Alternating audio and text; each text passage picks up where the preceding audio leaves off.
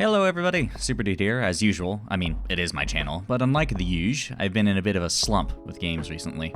Happens to the best of us. You look at your list of games and you're just like, And a lot of it has to do with what's on offer in the greater game space. You see, I am a elder Gen Z gamer of the lower class persuasion, so there's a certain type of game that I've often maligned on this channel that may be on its way out now, who knows? The live service game. A game that you can play for as long as you want and could conceivably constantly drop your money into, being your one forever game. Issue is, there are a lot of these now, some more predatory than others, and with each of them asking for a chunk of your brain and time, it's gotten to the point where there are just too many in the space. You can't play more than like 3 of these if you want to get to the end of their battle passes, and it gets to the point where its very presence burns me out, even in a game that I enjoy. Deep Rock Galactic and Splatoon 3 have some live service elements, and I bristle at them, even though they don't cost money, because I don't like when a game suggests that I should be playing it every single day. Don't tell me what to do, Mom! So yeah, long story short, I don't like live service stuff. No offense if you like them, they're popular for a reason, they just aren't for me. So I've shifted to playing some of my comfort games in the meantime. Games that don't judge me on how long it's been since I was last around, nor really care for how long you play them. Just some solid time wasters without a deep investment. Now some of you may be thinking, that sounds a lot like a cozy game. And you're somewhat correct, but cozy is as much an aesthetic as it is a genre. Stardew kinda shot it off, and now you have the 17 Stardew-likes that are announced each Nintendo Direct, Unpacking, Short Hike, Spiritfarer, even some AAA stuff like Animal Crossing. You see the running theme here, right? Cute aesthetics, usually an idyllic, untamed wilderness that you nonetheless tame yourself and then ruin the fantasy with chibi or pseudo-anime characters. That's not what I'm about to talk about. What I will present are a couple of games I found myself playing when I'm in a rut, some of which have been in my corner for years, and some that are specific to this instance of game fatigue. Each of these games are similar in that they're mechanically precise challenges that invite you to spend multiple hours learning and mastering their systems. Yeah, remember when I said solid time wasters without a deep investment? That's a lie. It's more like easy to pick up, hard to master, where dozens, and in some cases hundreds of hours later, I'm still improving and finding meaning in the experience. And you can do it at your pace. The mountain is tall and technically never ending for some games, but you climb it at your pace, take stops when you need, and you pick it up when you're ready. And that's comforting to me.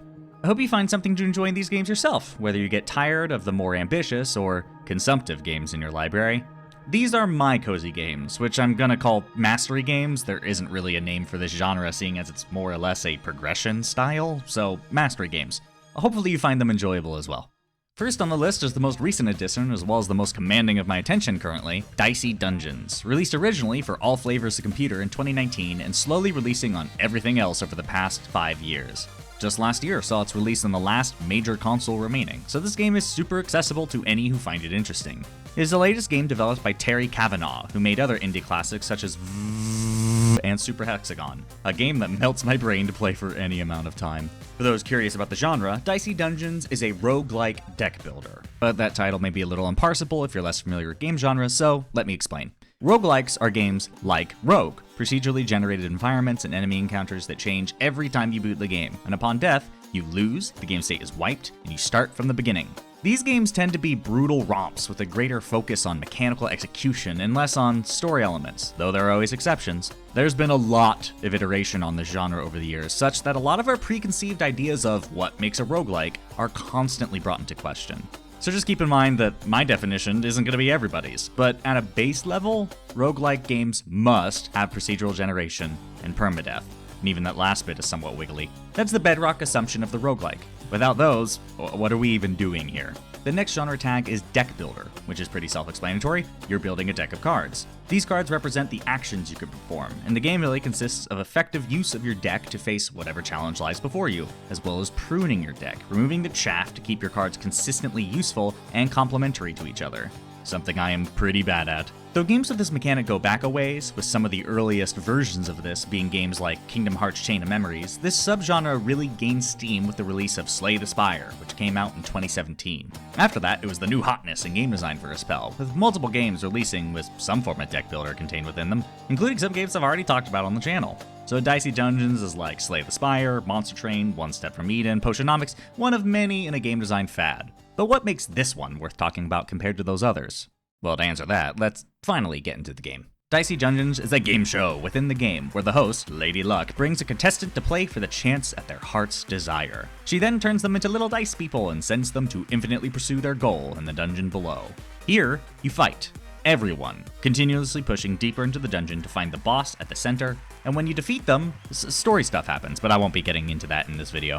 In combat, your dice are rolled randomly at the start of your turn, and then it's up to you to figure out how to slot it into your equipment. One of Dicey Dungeons' greatest strengths is how easy all the mechanics are to read at a glance. As an example, here I have a sword that says, do blank damage, with whatever dice you slot in filling that blank. Intuitively, you understand this means you want to put the biggest dice possible into that slot. To the side, I have Claw, which deals blank damage and adds a poison stack, but it says it only allows a maximum of 3 in that slot. So again, we understand, we need to add a 3, but if you go over, we can't use it. So our game plan is to use this re-roller here to get big dice for the sword, but if we land a 3, use it immediately on the Claw. Super easy to grok, which is good because the later characters are going to make this a lot more complicated.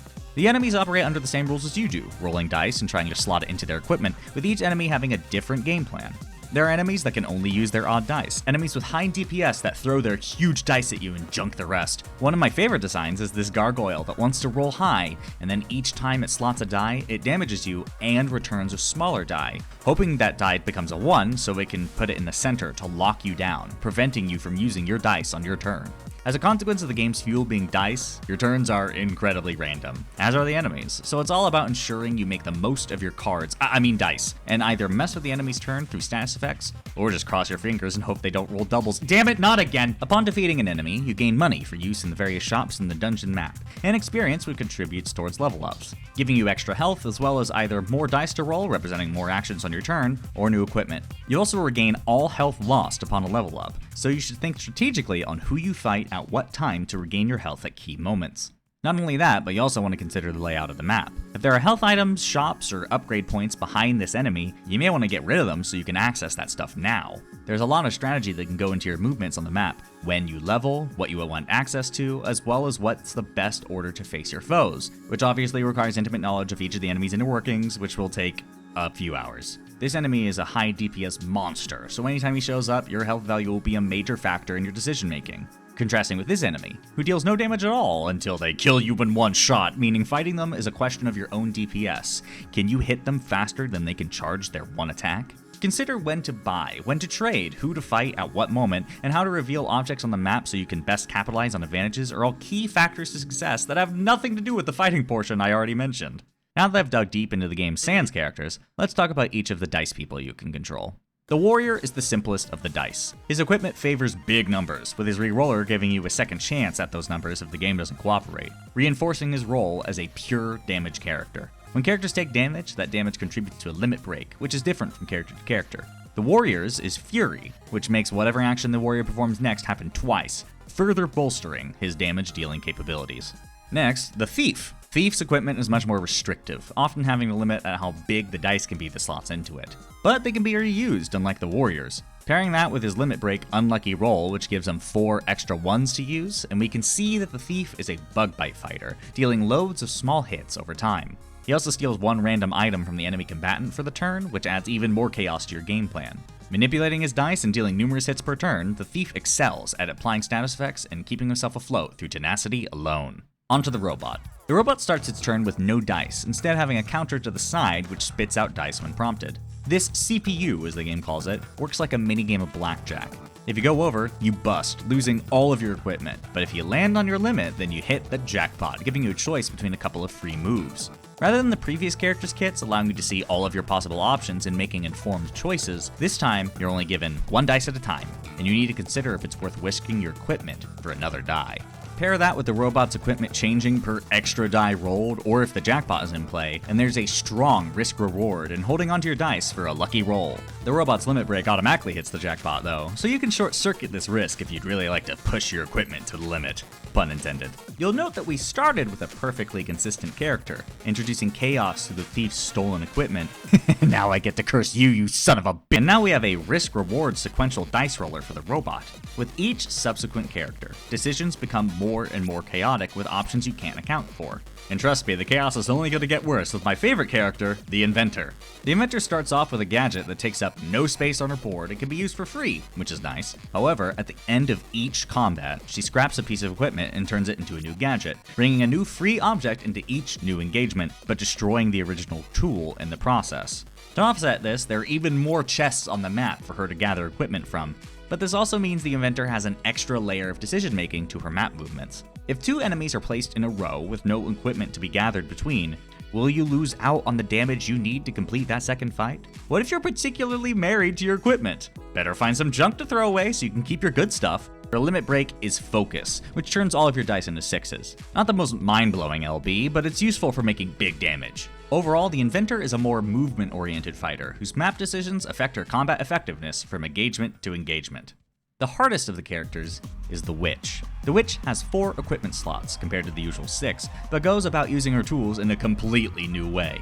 The Witch has a spell book, which can hold 6 spells that you slot into the various positions, between 1 and 6, like the die. This is a game about dice, surely you've noticed. To bring that spell to the field, you must prepare it, consuming a die equal to the die shown beside the spell.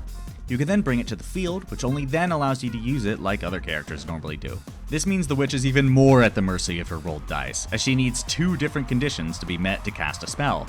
She needs the die to prepare it, and the die to cast it. But also, as the Witch gains more dice, she can continually cast and prepare spells, allowing her to commit more actions than any other character, besides maybe the Thief. This is accomplished with her limit break, Crystal Ball, which rolls 3 extra dice, as well as the very necessary spell, Hall of Mirrors, which gives her +1 dice during the fight, which you can use to your advantage to stack more and more and more dice. The Witch starts fights at a massive disadvantage, then builds into a monster through her usage of these spells. If she rolls the right dice, that is. Real quick, just wanted to point out, have you noticed how sneaky this game's design is? Rather than other deck builders, which focus on draw rate or deck management, Dicey Dungeons only gives you 3 to 6 items for you to use per turn, changing how many decisions you can make per turn compared to other deck builders, and obfuscating the relationship between cards and equipment, at least at first. From Inventor onward, aspects of traditional deck builders find their way into this game, with Inventor's focus on pruning her deck, and the Witch's interest in building her position with the deck she's made. With the final character, the Jester, any pretense that this isn't a deck builder goes out the window, because he has a true blue deck of cards in his hands. Most of the Jester's cards aren't anything to write home about, but you can discard matching sets to hopefully find some of the stronger cards in his arsenal, like the Finale card or some cards you can find in chests. His limit break fundamentally changes how this mechanic works though. Usually when you're discarding these matching sets, it's because you're just looking for something behind. You're trying to get this crap out of the way to find some of the good stuff. Or run out of cards entirely so you can find the super strong Finale card. But his limit break changes the matching cards relationship from just discarding matching sets to using matching sets, making the Jester's limit break arguably the strongest in the game. With the Jester, all the classic ideas behind deck builders are in play.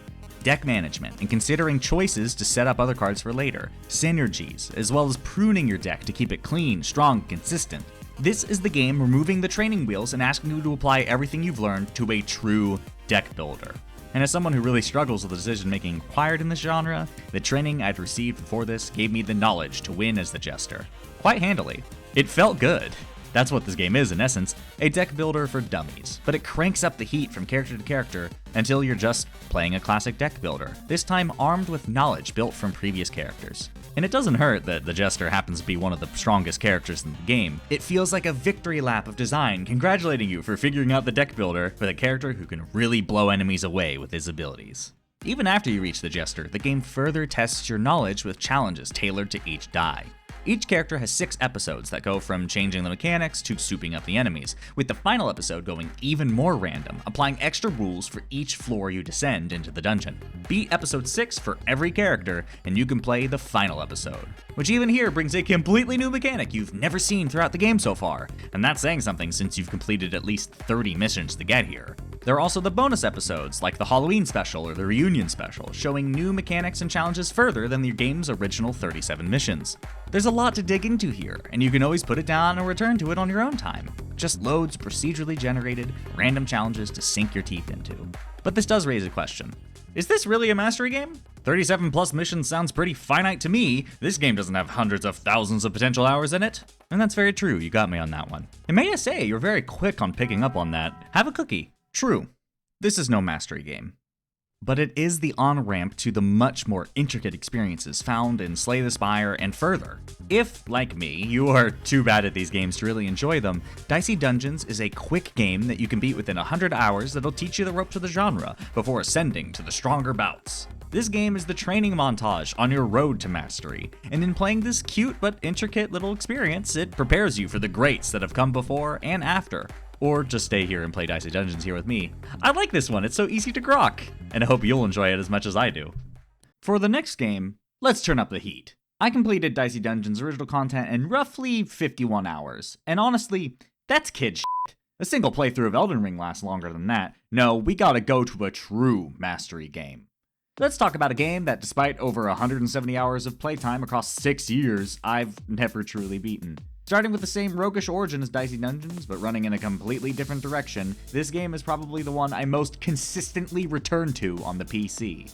Let's talk about Crypt of the Necrodancer, a roguelite rhythm dungeon crawler that you can get on basically everything from Brace Yourself games. Now, you may note a slight genre difference in Crypt. Ignoring the rhythm bit for a moment, I called Dicey Dungeons a roguelike with a K, and Crypt of the Necrodancer a roguelite with a T.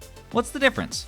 Roguelikes are a faithful interpretation of Rogue's original design idea, whereas roguelites stray a bit further from the path. The chief distinction, in my opinion, is that roguelites have some sort of carryover, where previous lives can affect further lives down the road. One of the most stark examples is Hades, having a progression system for giving Zagreus better health, damage resist, all that stuff, but also the optional God mode, which gives you a 2% buff to damage resistances each time you die, capping at 80%.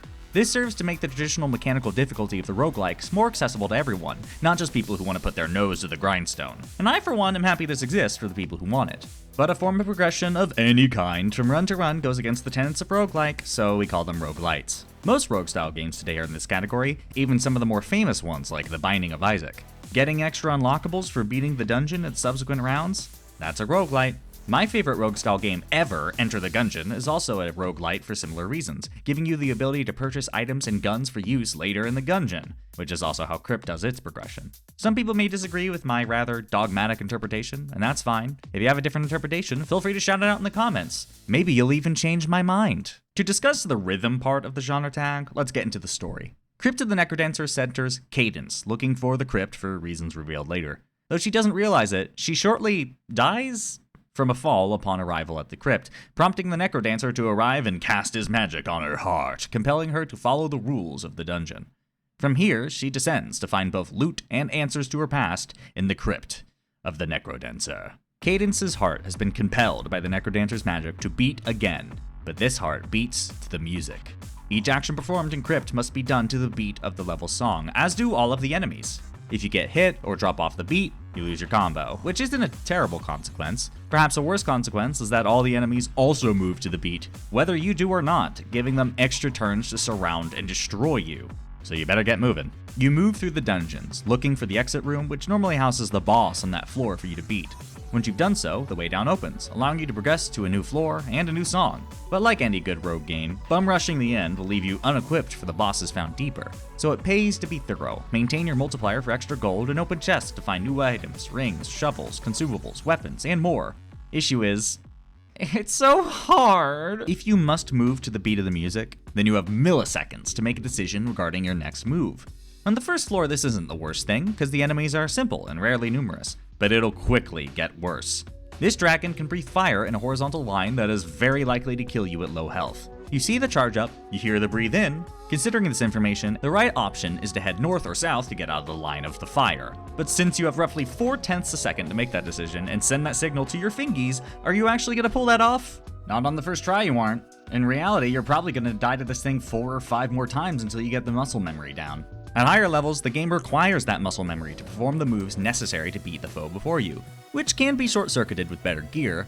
For this rather annoying foe found on floor 5, you must break the helmet, which knocks it back, then move perpendicular to it to hit it again. Repeat twice for the stronger variant. But if you have a weapon with range, you can just swing on it twice, no sidestep. And if you have an item that ups your damage, you don't need to sidestep twice for the stronger variant. These are variations to the win condition depending on your gear that you must be aware of. And keep in mind, I'm talking about this singular enemy. What if there are multiple enemies around you? Again, you will need to build muscle memory in order to effectively survive in Crypt, and it only gets more difficult as each subsequent floor reveals new enemies with new patterns and new contingencies to learn and traps to avoid. Some of you may be wondering, if it's so difficult, then why do it at all? And for me, it's all about that mechanical execution thing. I've spent more than 100 hours learning this game, and now I can even beat it on occasion after shaking off the rust. It feels good to have done the work in surmounting the obstacle. It's like the Souls freaks or any good Celeste player would tell you, you suffer through the mountain to see the view at the end. And you can keep digging into the difficulty forever if you want. There's a character who dies if they fall off the beat for any reason. A character that dies if they ever touch money. A character that moves in double time just in case you felt the normal game mode was just a little too easy and to really twist the knife. A character that combines everything that I just said into one character. A deliberate joke by the designers that they thought would never be beaten. And yet, this is the central reason why this is a cozy game for me. I could return to it and mine further complexity from it for seemingly forever. It took me 100+ hours to complete the game as the canon story characters. Just kidding, I still haven't done that yet. The difficulty continues forever, allowing further breakthroughs, higher mountains to see, and even higher view from. A game that constantly asks something of me, and is patient in awaiting my mastery. And that's cozy to me. Also, the music Caden's soundtrack was written by Danny Baranowski, an electronic music composer, best known for his work with the various Edmund Macmillan projects and, well, Crypt the Necrodancer. The music is lively and bopping and passes through multiple genres as you descend further, with the metal tracks in Layer 3 featuring Family Jewels, a YouTube cover musician and frequent collaborator with Baranowski. By the time you reach the final boss, the music is so high energy and pumping that you genuinely feel like you've reached the end of your journey, and you're at the final dance boss of the dungeon. But that's not all. There are further stories after clearing cadences, each with their own mechanical differences, and entire new soundtracks. Further soundtracks for both canon and non-canon characters found in the dungeon, and some extra tracks for you to just slot in if you get sick of some of the old stuff. For a game whose musical beat is integral to the central mechanic to work, these are all fun bops, fun to bounce to, and super varied from level to level, soundtrack to soundtrack. They've also spread across Spotify and Bandcamp if you want to throw some money their way. A lot of artists have written for all of the various soundtracks. So if you particularly love their stuff, support them if you like their jams. I am reluctant to give details on Crypt's story because it is deadly serious. It's all full of secrets and twist reveals, and because of that, I'm not inclined to share it. So you have just one more reason to try it out. Crypt the Necrodancer is a super engaging, deeply difficult roguelite with a couple of pretty cheap DLC and loads of free updates in the years since, and a sequel on the way, to say nothing of that crazy Zelda game they made. They're all super fun, and I could easily lose myself in them for hours more, and I did in recording for this video. It's also very cheap when on sale, so give it a look if you can. It's a real treat in the rogue space. Looking back, we have a game that takes 10+ hours to complete and a game with 100+ hours. Can we push past the 1,000-hour mark? At this point, the idea of X hours to beat starts to break down, because designers rarely want their games to take over 1,000 hours to complete. From here, we're more or less dealing with forever games, whose clientele includes professional gamers playing this game as a job, or just some normal dude who really has found their forever game, like all the live service strives to be. These games could be score runs with no fixed endpoint, old school stuff like Tetris, but more often they're multiplayer bouts, whether that be player versus enemies in a raid-style dungeon a la Destiny or WoW, or pitting you head-to-head against another player, where your cunning and mechanical execution is pitted against another brain just like yours, often with explosive results. There's a reason why most live service has a multiplayer element to it. Humans are capable of extreme feats of strategy and improvisation that a computer is... well, it's not incapable of it, but AI isn't an easy thing to build. Look at how long AI in games has been going, and that should give you a sense of the hidden depths of the topic. If you substitute the bots for bodies, you both save on AI development and get a more dynamic foe to fight for your players. It's a win-win. Fighting games are one of the standout examples of the 1,000+ hour mastery game in action, and luckily for you, they're a genre unto themselves, so you are spoiled for choice if that sounds interesting to you. There is a rich community of people on YouTube and further who love delving into these games and have made thousands of videos on the subject, and I encourage you to look into them and see if any of these games are for you. I, however, don't play most PvP games because I have what is called a massive anger problem, and therefore don't like getting stomped. Sorry, I'm a sore loser and I know this about myself. I do like Guilty Gear though. So for people with my predilections, anti-life service, and not very good at PvP, what sort of game could we play for thousands of hours of mastery and beyond? Well, if you've seen any of my previous anime videos, then you've already seen my answer to this question. I am talking about the music learning tool and game Rocksmith 2014. If we're talking about games with nearly infinite depths to delve in order to master them, there is no better real-life analog than mastering an instrument, and Rocksmith marries instrument and game into one package. There's really no better representation for a game that also is a skill. But real quick, I'd like to point out that this game is no longer available on Steam, which I will note here so I don't trick anyone into trying to buy it, because it has unfortunately gone the way of Guitar Hero. I will be getting into this a bit more later, but I wanted to stress this at first so no one's caught off guard. A bit of context for my guitar history. I was roughly 11 years old when Guitar Hero 3 Legends of Rock released for the Wii, and I played the shit out of it. Then Rock Band came out, and I loved it even more! All the fun of Guitar Hero without that distracting aesthetic? Hell yeah, baby!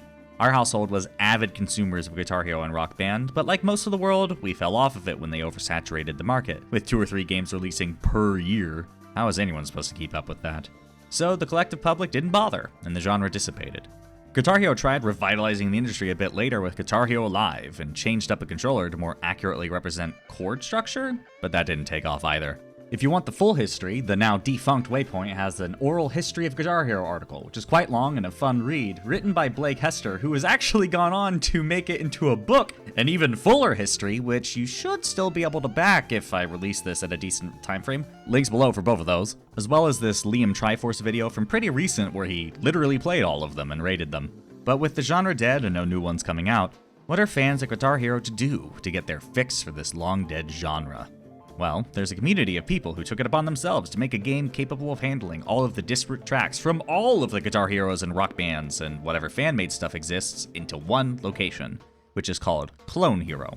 There's a dedicated community of people who assist others in refurbishing old guitars, spreadsheets upon spreadsheets detailing where to find the music, what guitars from what consoles need what software to run on your computer, and some people are still making tracks for Clone Hero to this day. It's an amazing thing and shows what collective passion can do to keep a good thing going after the money people stop having interest. I myself plugged into Clone Hero and played for more than a year, but my guitars are breaking in multiple ways, and in recording for this video, I discovered they broke even further when I moved about a year back, so it's not possible to play them unless I send them to some special plastic guitar mechanic. But before any of this, years ago now, as I was playing and improving, there was this nagging feeling that this is a useless thing to do. To be clear, video games are traditionally not supposed to generate value. The value in a game is the enjoyment you feel playing them. We don't play Mario to earn money, most of us, we play to have fun. But for Clone Hero specifically, I felt like I was developing a useless skill on a well-loved but old plastic guitar that is breaking from age on a type of game no one plays anymore. And I don't know if you know this, but there's actually a real version of this toy out there. Why not learn to play that? Well, I didn't know where to start. If only there was some Guitar Hero equivalent for a real guitar that allowed you to play along to your favorite songs in a... Oh yeah. So I went out and bought a bass guitar because my grandfather was a bassist, and I've always liked it more. I bought the silly little dongle thing that is required to play the game, and I got to learning. Rocksmith is operating on much the same level as Guitar Hero, though there's technically 100 buttons on this controller compared to Guitar Hero Live 6. The manner the game colors and represents the notes will feel familiar to anyone who's seen a Guitar Hero before. Notes fly at you, you press the button and strum in time, do that forever. Really well executed design on Guitar Hero's part, Rocksmith more or less copies it. Don't fix what ain't broke. Though there are obviously more things you could do on a bass than its toy version, with hammer-ons, pull-offs, bends, slides, various harmonics, chords, and so on. How are you supposed to learn how to do any of these things? The game features a pretty robust set of tools for learning various ins and outs on how to play your instrument of choice. From the very basics like how to hold it and how to strum, various techniques and a visual guide for how to pull it off, and practice sessions to put what you've just learned to the test. So if you're trying to learn a song and come across notation you don't recognize or understand, there's a good chance the game will flag that and direct you towards the proper lesson.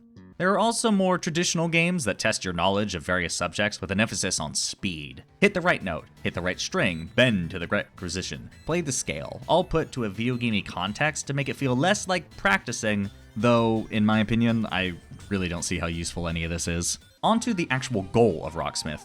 How does the game teach you to play? When you turn on a song with built-in difficulty curving, custom songs don't tend to have this, more on that later, it'll probably start with a lot of song chunks in orange, as shown here. As you play this Swiss cheese version of the song, it'll give you a percentage score of the notes you were given below and show the percentage mastery on the main page. So I hit 95% of the notes given, but 50% of the total song. It'll bump up the difficulty more and more until you're eventually just playing the entire song, which will lock the bars to this purple color, representing your proficiency in the song, but not mastery. To do that, you need to get as close to 100% as possible, and after that, the notes will disappear entirely, giving you a chance to prove if you really know the song. Pull that off and you'll surpass 100%, which I personally think is stupid, because we all understand intuitively what 100% means. 106% is like, what does this mean? All of this can be turned off, by the way. It's fully customizable. You could slow down or speed up the rate that new stuff is being thrown at you, or turn off progression entirely if you want full control of the dials. At every step from 0 to 100+%, you will be given these little challenges I mentioned earlier, pushing you to consider your playing and improve in specific areas, or check out the related lessons. Other than that, there's also the Jam Session mode, which lets you try out your own ideas to an auto-generated band of your choosing. Here you can customize your pedal sound to produce a specific sound profile, or just choose one of the presets and jam to your heart's content. This is one of the few modes that really asks you to practice in a traditional way, which we'll get back to. The last big mode in the game is Score Attack, which is a lot closer to the traditional Guitar Hero format. Hit notes to score points, maintain a combo get bigger as you play, leaderboards, all that jazz. You are judged on your performance in each section, green if you pass, yellow if you make any mistake, and a red failure if you really eat it at any point in the section. And if you fail in any 3 sections, the song immediately ends. Even if you hit the note, it's still judging your timing and accuracy to the note itself, making Score Attack much less forgiving. Which makes sense. Learn a Song is trying to encourage you to, well, learn the song. Score Attack is where you go to prove you know it. If you pass the hard difficulty with no strikes, you get a gold medal and access to the master difficulty, which is the same as hard, but with no on-screen indicators at all. A true test for if you know a song.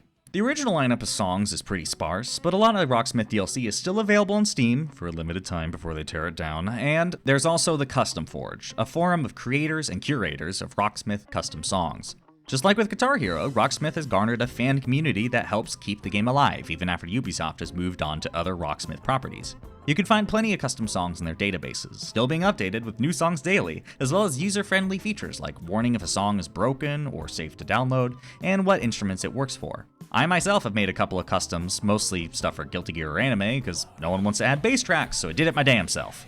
You're not going to find any of Ubisoft's Rocksmith DLC downloadable here, but it will link you to the buy page, showing your dedication to being squeaky clean, so Ubisoft has no legal basis for shutting this down. With thousands of songs available for purchase, as of July 2024, and thousands more free to download from Custom Forge, this is a fantastic way to learn an instrument. But it isn't perfect. Rocksmith doesn't replace genuine practice nor tutoring in a lot of cases due to how the game functions. These string and number formats also don't teach you the notes you're playing. You aren't learning these, you're learning this. Tabs. And tabs are fantastic for getting down the motions of the guitar, but it won't show you the difference between a C or B sharp. That's up to you to internalize. The game does have a lot of tools inside of it, sure, but you have to be the one to use them, right? This is a learning tool, but it's also a game, and there's a decent chance that people will arrive here for the game part more so than the learning part, and that's kind of a core tension of this thing. On a different note, the way that the notes rush at you as you play them can cause you to lock in some mistakes. There's a good chance I've internalized plenty of bad habits from playing that would have been ironed out if I had someone look over me, or even more simply, if I just slowed down. There's a channel called Bass Buzz that I watched that taught me one of the most important aspects of learning the bass is slowing it down and playing a song, note by note, with no metronome or backing track, just to get a feel for the way your hand shape most naturally hits the notes of a song.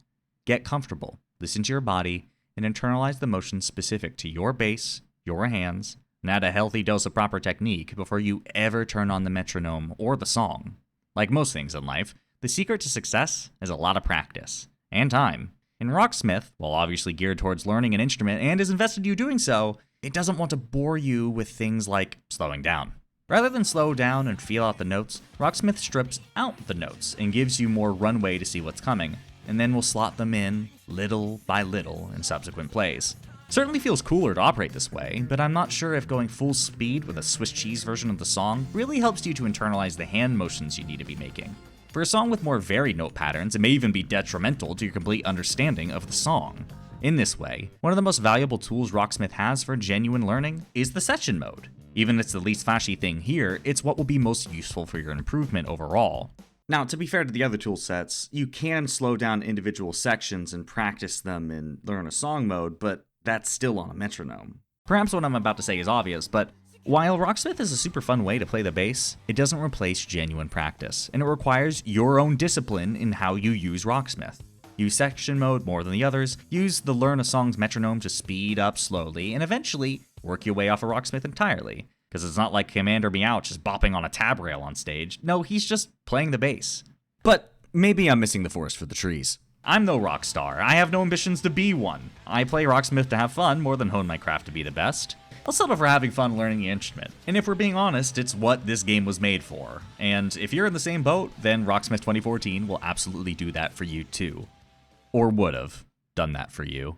To get the same experience now, you need to get Rocksmith Plus, which eschews the original Guitar Hero format of individual song purchases for the subscription format. Also, since Rocksmith Plus is running from a server, there's no way to use Custom Forge's library in the new setting. And furthermore, it means people with poor internet connections are going to have a harder time than just downloading the game in full. However, thanks to that server, Rocksmith Plus has nearly 10,000 songs for you to try, and even more tools than 2014 does in terms of learning and improving. But I've looked at that library, and a lot of the songs on the server aren't official. They're like live performances or covers rather than studio recordings. And then a lot of their advertised top artists don't have the greatest hits that you would want to be playing. That can improve with time, of course. It's a service, it's going to change, but I personally am not very happy with a service full of covers. Also, just to be transparent about this, I'm not happy about a time payment service as my primary reason for not purchasing it. And all of this sends me crashing back to that depressive feeling I felt at the beginning of this video. I am exhausted by the sheer quantity over quality of live service slop that's out there, sucking the oxygen out of the room by persistently demanding more of your time, and by extension, your money. You don't have to pay into these things, mind you, but you are missing out if you don't, whether that be missing out on cosmetics or weapons that you would have been unlockable back in my day, or genuine gameplay mechanics. But live service doesn't exist in a vacuum. Games are ballooning, in scope, in graphical fidelity, and consequently to both those points, in money, leaving game studios and their backers scrambling to find any sound strategy they can to hedge their bets and reclaim some of those funds. The purchasing power of a gamer doesn't go as far as it used to. A typical video game's cost was set to $60 US in 2006, and at the turn of the current console generation, we saw that number hike to $70 for non-indie releases. A 16.6 repeating percentage increase. Compare that to the rise of inflation or burger money in the same time frame, and you can see that businesses need to sell more copies than they used to for the same purchasing power. Add on to that the budget for AAA being anywhere from 1/10 to $500 million, and you can see these games for what they are. Massive financial risks whose failure jeopardizes your entire studio. So, alternative revenue streams must be exploited. Paid, downloadable content. Safer bets with established mechanics and well-known IPs. And live service, a content treadmill where no one, neither developer nor consumer, can step off that treadmill. Devs gotta make stuff for people to grind for, after all. I can understand why we're here, but this live service monetization scheme comes with its own set of problems. If each of these games asks for your attention and time forever, then the game is demanding your exclusive attention, or at least a large chunk of it, to the detriment of other games. As more and more live service comes out, there is no more oxygen to breathe as the most diehard live service fans can play 2, maybe 3 of these games to Battle Pass completion before they run out of time in the day. And speaking personally, removing indicators of my achievements and progress, which serves to level the playing field for the infinite newcomers, not feeling inferior to the graybeards, just reveals how meaningless this treadmill is. My time isn't valued. There are no medals or rewards for my dedication, just skins, I guess. Sorry, not skins, that costs money. Sprays. We've already reached critical mass. There is no more oxygen. People are playing the live service they want to play. And given the amount of time and money needed to make a live service game, their failure results in a devastated bottom line or a closed studio.